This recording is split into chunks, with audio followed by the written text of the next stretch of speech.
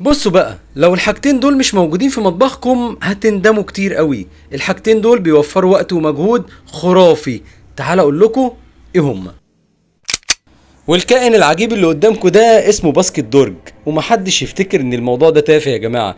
الموضوع ده اكتر ناس هتعاني منه هي ستات البيوت، وده الحل بتاعه. باسكت الدرج ده بيبقى عمقه حوالي 70 سم، وشكله لطيف جدا، ووزنه خف الريشة، وزنه خفيف لدرجة رهيبة. بصراحة اختراع عالمي. اللي اخترع القصة دي حل ازمة كبيرة جدا لستات البيوت. نيجي بقى للبتاعة اللطيفة الصغيرة دي اسمها سبونشة او سفنجة زي ما بتقولوا.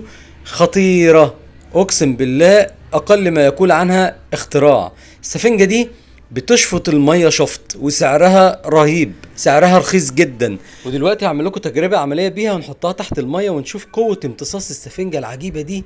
انا اول مرة بصراحة اشوف قوة امتصاص بالطريقة دي. وخلي بالكم سعرها هقوله لكم دلوقتي بعد ما تشوفوا بس ايه امتصاصها للمية شكله عامل ازاي. نفتح الحنفية وبص ننزلها. بص بص، خطيرة خطيرة. اتفرجوا كده، وستات البيوت اكتر هي اللي هتعرف الموضوع اللي انا بتكلم فيه. وانا طبعا من هواة ان انا بدخل المطبخ كتير وببهدل الدنيا، فدي يعني وفرت عليا حاجات كتير جدا. وللعلم بس للناس اللي اول مره تتفرج عليا، انا خريج سياحه وفنادق، يعني فاهم شويه في الشغلانه دي. بصوا بقى، بصوا قوه الامتصاص الميه، وبتطلع ايه ناشفه جدا اول ما بتعصريها بايد واحده. وطبعا دي ليها استخدامات كتير بقى. انتوا قولوا لي ممكن نستخدمها في ايه اصلا. هي ليها استخدامات كتير كمان في العربيات. الناس اللي عندها عربيات هتستخدم السفنجة دي كتير. نيجي بقى للأخ ده، باسكت الدرج أو باسكت الضرفة. هي هتتعلق على الضرفة اللي انتوا شايفينها دي، الضرفة اللي تحت الحوض على طول، عشان تبقى تحت ايدك على طول ان انت تنزلي فيها بواقي بقى لتقطيع الخضار والبصل والحاجات اللطيفة دي.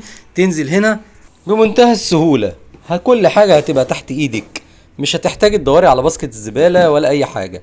وكمان اللي عاجبني فيها ان هي شكلها كمان حلو جدا، يعني وهي محطوطة في المطبخ مهما كان شياكة المطبخ هي مش هتأثر عليه خالص. والصينيين دايما بيسهلوا الحياة، يعني بيعملوا حاجات في حاجات بتبقى فكسانة، بس الحاجة دي اصلي ومية مية. نركبها بقى بالطريقة دي، ومحدش يخاف، هي لا هتقع ولا هتتحرك من مكانها غير لما انت تشيليها.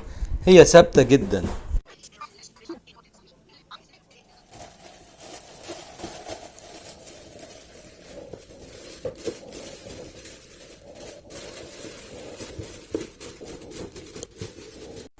وبعد ما ركبنا الكيس الشكل هيبقى كده.